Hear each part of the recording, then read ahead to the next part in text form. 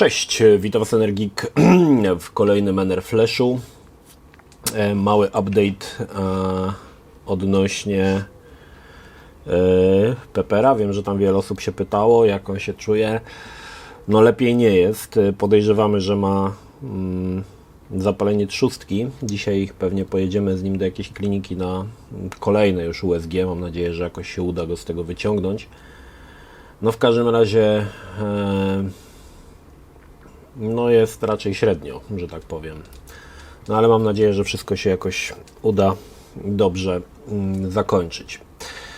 Dobra, przechodzimy do informacji. THQ wpadło na pomysł, jak uratować gry pudełkowe. Wiemy, że gry pudełkowe od jakiegoś czasu są już na wymarciu.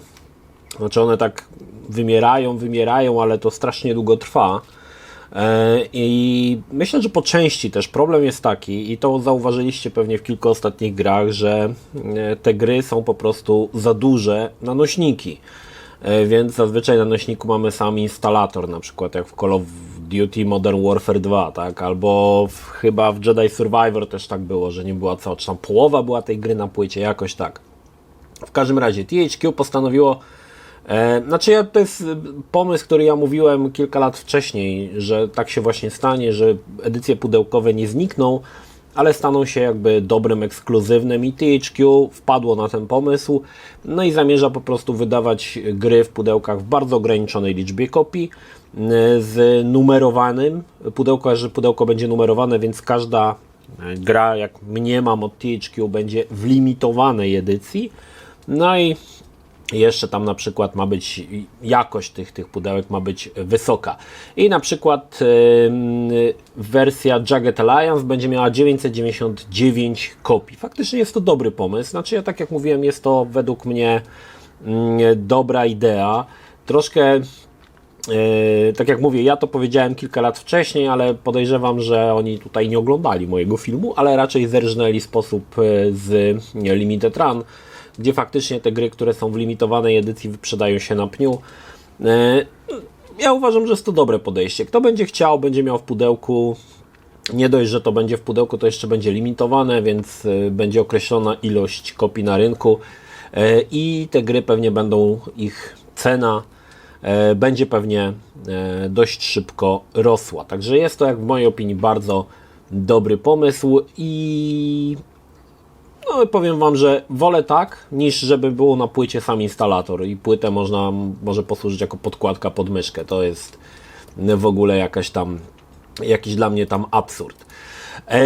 Pokazano na razie, nie wiemy, czy to prawda, chłodzenie do nadchodzącej karty 4090 Ti, która będzie zajmowała aż 4 sloty w komputerze. No potwór.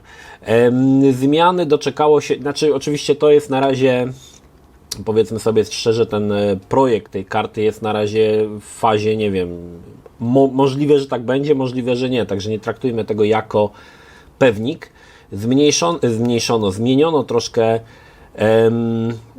wtyczkę zasilającą, która już nie jest tak pod kątem jak w poprzednich kartach, tylko nałożona. Myślę, że ten element designu chyba zostanie zmieniony, tak mi się wydaje, bo ta wtyczka pod kątem bardziej wpływała na to, że łatwiej można było te kable spakować w obudowie, więc sądzę, że tutaj ten element się zmieni. Natomiast no, słuchajcie, 4090 Ti to będzie totalny potwór.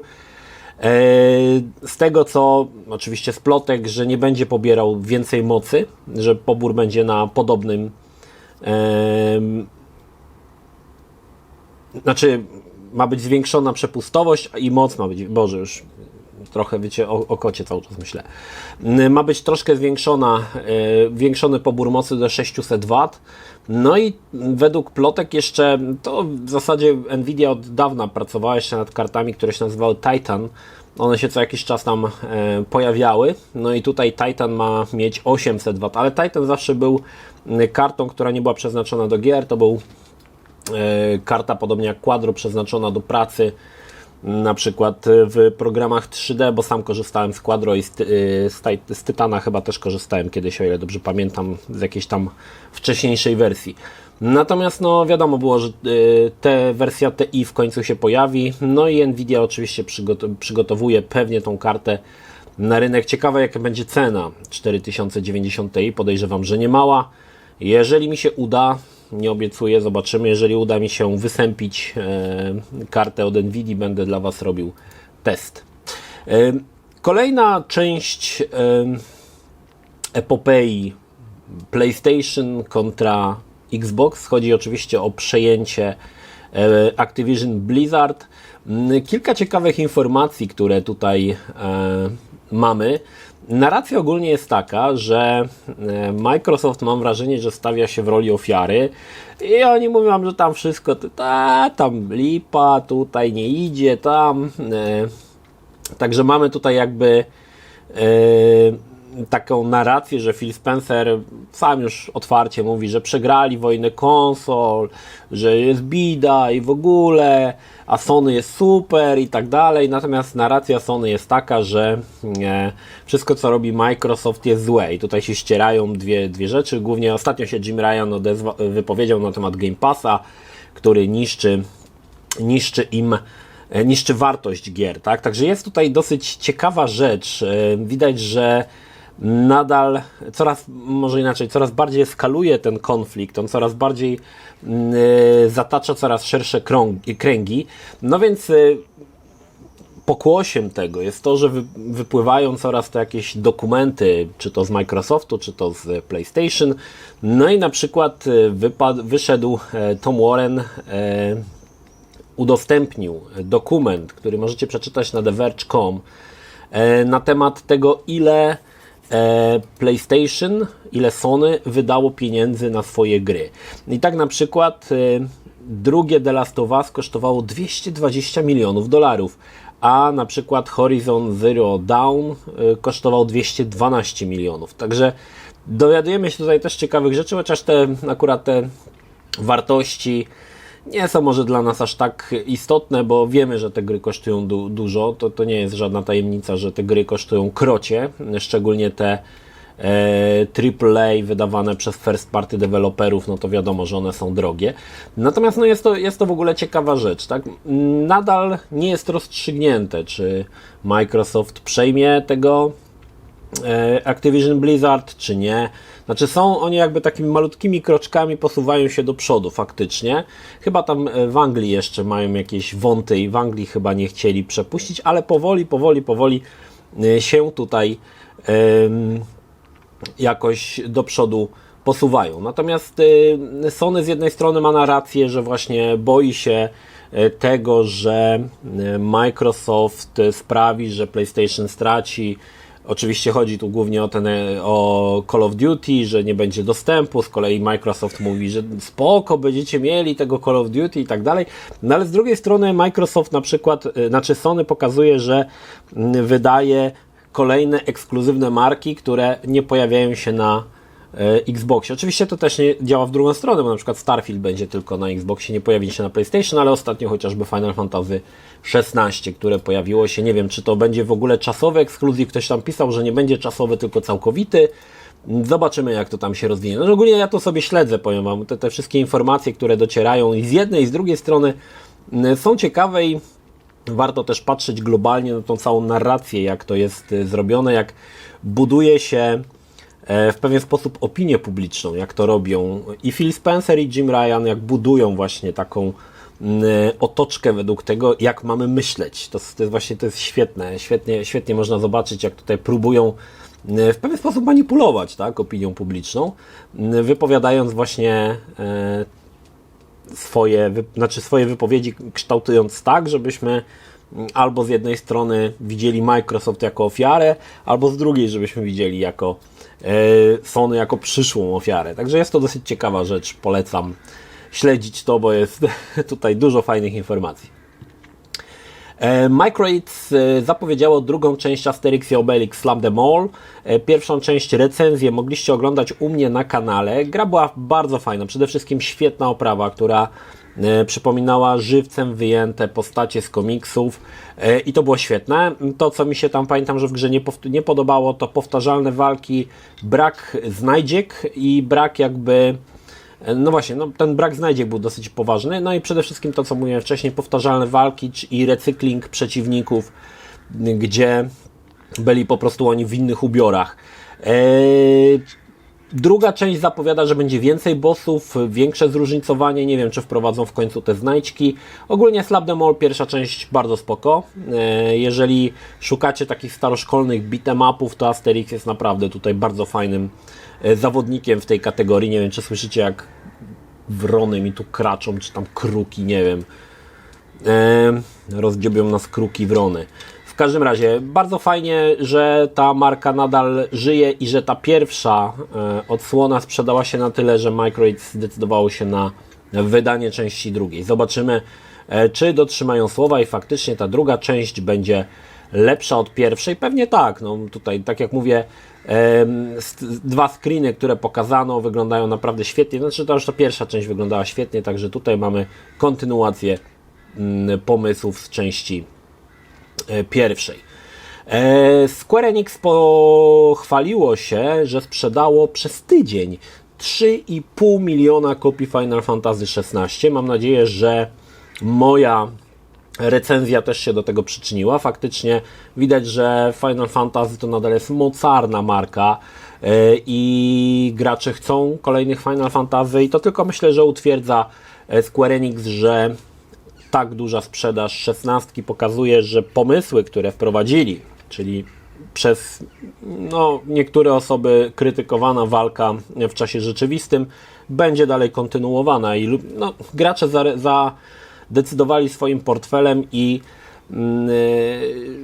nie zażyna się kury znoszącej złote jajka, więc pewnie kolejne części Final Fantasy będą w przyszłości. Czekamy oczywiście jeszcze na Final Fantasy Rebirth, to część 7, ale pokazuje, że 16 dobrze się sprzedała i kolejne części na pewno będą, oczywiście na przestrzeni kolejnych kilku lat będą się na pewno pojawiać. Także jak najbardziej gra okazała się hitem. Ja też uważam, że gra wyszła świetna i polecam, jeżeli szukacie takich lekkiego JRPG-a, bym to tak nazwał, bo tam z RPG to już nie za wiele zostało. To jest naprawdę bardzo fajny tytuł. Odsyłam do mojej recenzji, która jest na YouTubie, żeby sobie obejrzeć. Powrócił temat Star Wars Eclipse, która jest robiona przez Quantic Dream.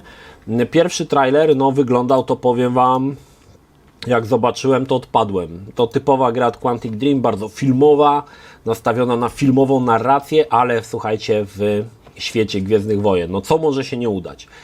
Niestety za szybko się tej gry nie doczekamy.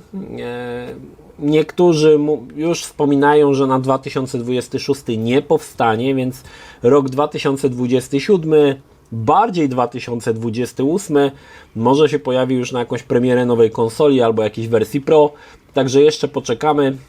Niemniej to, co pokazali, ten trailer, wygląda to na niezwykle soczyście i smakowicie, ale tak jak mówię, wygląda to po prostu aż za dobrze, powiem Wam. Jak patrzyłem na ten trailer, to wygląda po prostu... Ale wierzę w Quantic Dreams, bo Quantic Dream kilkukrotnie pokazywał, że wysokiej jakości oprawa jest w ich zasięgu. Tak było z Heavy Rain na PlayStation 3, tak było z Detroit na PlayStation 4, także myślę, że tutaj też nie zawiodą i dostajemy naprawdę fantastycznie wyglądającą grę, która przypomina filmy, także czekamy.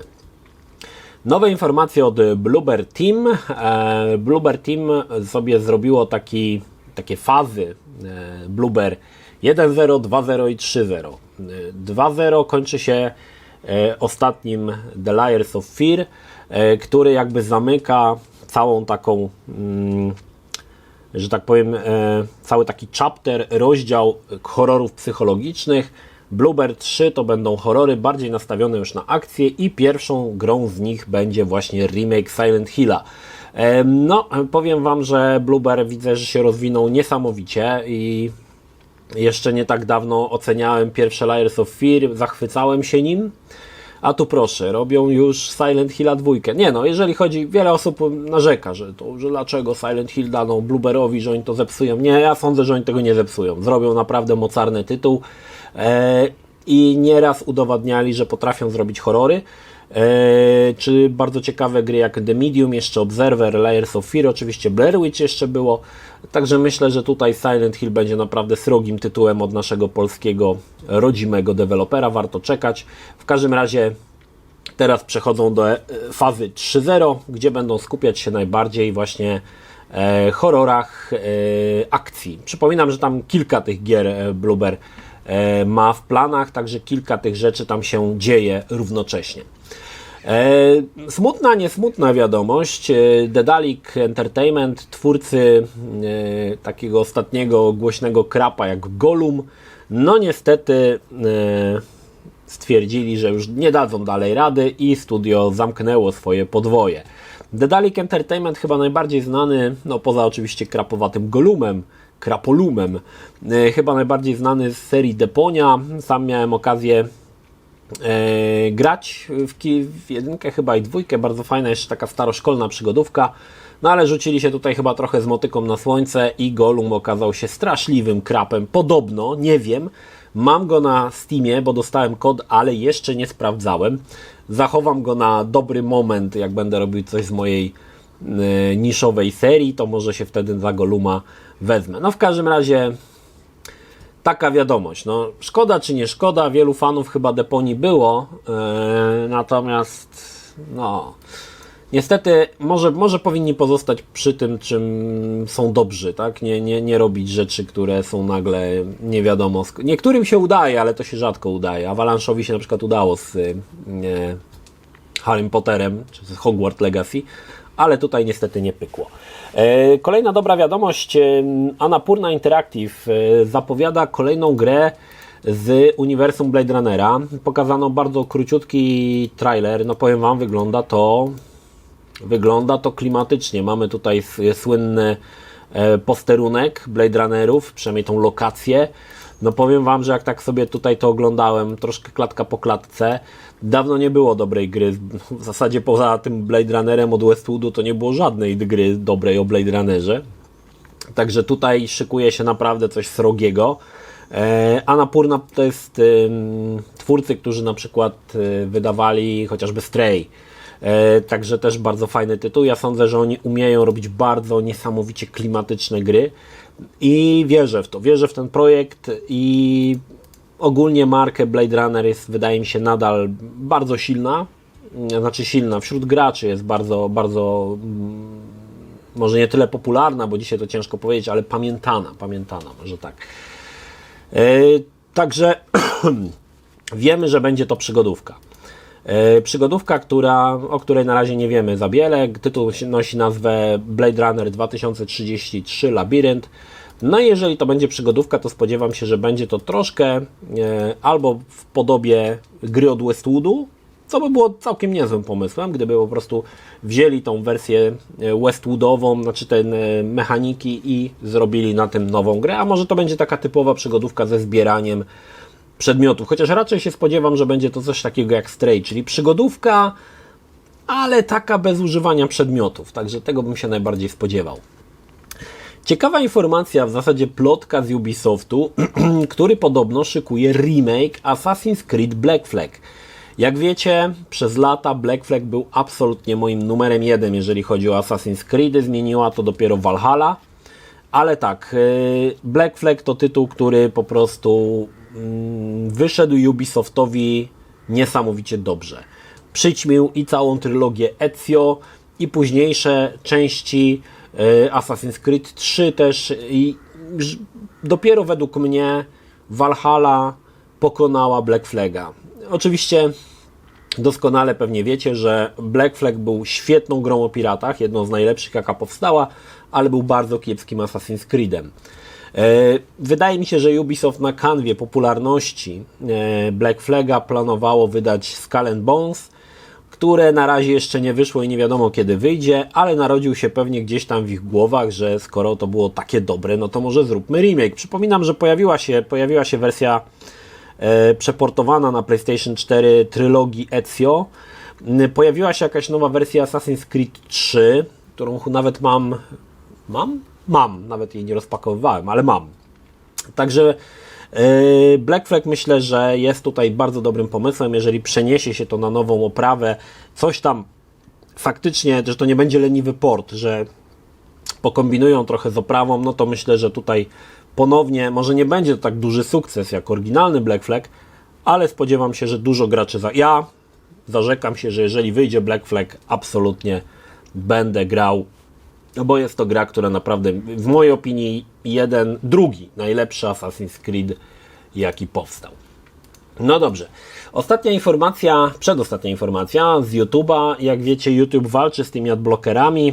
Po moim NR-Flashu, gdzie o tym wspominałem, było, że tam są takie, jakieś inne sposoby. No YouTube jakby troszkę zaostrza całą tą wojnę z adblockiem i teraz wprowadził coś takiego, że jak masz adblocka, będziesz mógł obejrzeć 3 filmy, a potem blokuje się cały ten player wideo. Nie wiem, nie miałem okazji zobaczyć, jak to działa, możecie się wypowiedzieć, czy to już faktycznie działa, czy nie. Natomiast no widać, że tutaj przez adblocka YouTube'owi ucieka mnóstwo hajsu, no i będzie próbował w jakiś sposób walczyć. Ja myślę, że to jest początek, że to on się dopiero rozkręca z walką z adblockami i tak znowu wiem, powiecie mi, że używam tego, tamtego, sramtego, spoko, możesz.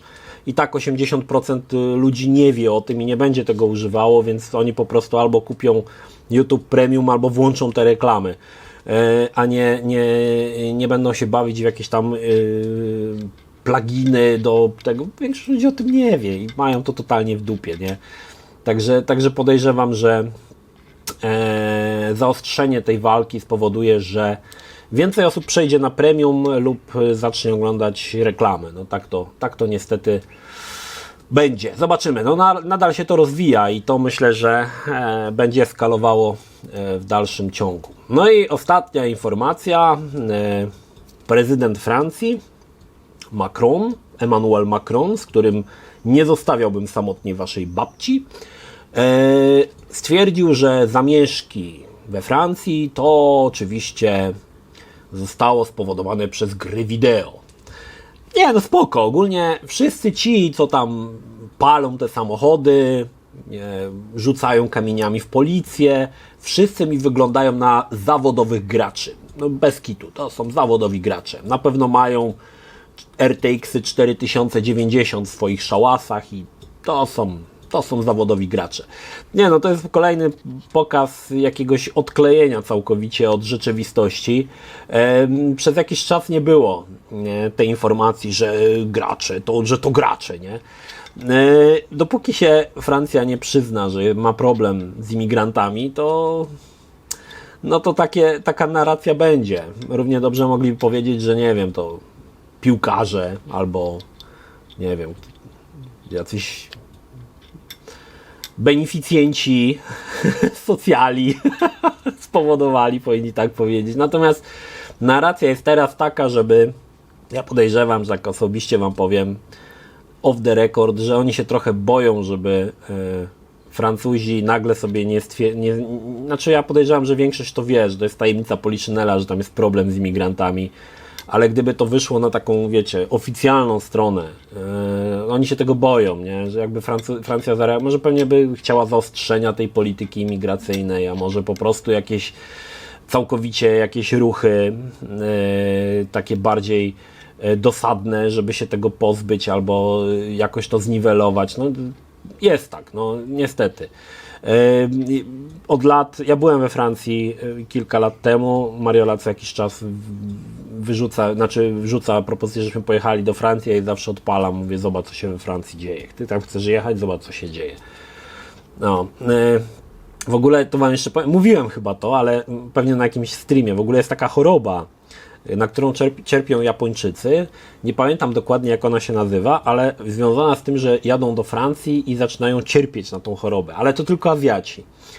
Wiąże się to z tym, że ich wyobrażenie na temat Francji pokazywanej w filmach, że to jest romantycznie, że tam wieża Eiffla, że winko sobie pijesz na rogu w kafejce, że jest fajnie, nagle się zderza z brutalną rzeczywistością, czyli z brudem na ulicach, szałasami, slumsami. Jakby Japończycy, dla nich jest to taki duży szok, znaczy nie mówię Japończycy, Azjaci, ale ogólnie chyba o Japończyków chodziło. Dla nich to był tak duży szok, jest to tak duży szok, że oni wpadają w jakąś depresję i to jest normalnie, mają jakby objawy kliniczne tego. Nie pamiętam dokładnie, jak to się nazywało, poczekajcie, jeżeli dacie mi chwilę. Syndrom paryski to się nazywa, słuchajcie. Dolegliwość występująca u turystów, najczęściej japońskich, którzy odwiedzając Paryż odkrywają, że miasto nie spełnia ich oczekiwań. To jest normalnie, ten syndrom paryski jest normalnie nawet na wylecz to, możesz sobie przeczytać. Jakie są objawy tego? Poczekajcie, bo tu jest, te objawy też są dobre, tu... To jak wpiszecie syndrom paryski, to Wam się pojawi.